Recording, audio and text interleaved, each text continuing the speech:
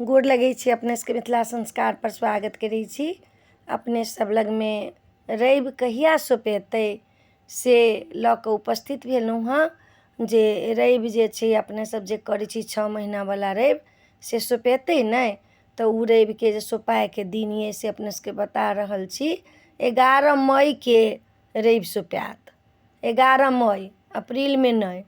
अप्रैल तऽ अहाँके 15 अप्रैल तक ल चैते उतरै छै, तकर बाद बैसाख होइ छै तऽ बैसाखे रहत, जेठ नहीं रहत, बैसाखे रहत। लास्ट बैसाख में अहाँके जाकर रवि सोपायत।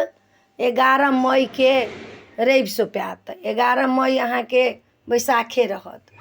15-16 रही तब जेठ चढ़ित तऽ 11 मई के अहाँ सबके बैसाखे रहत। 11 मई के रवि सोपायत।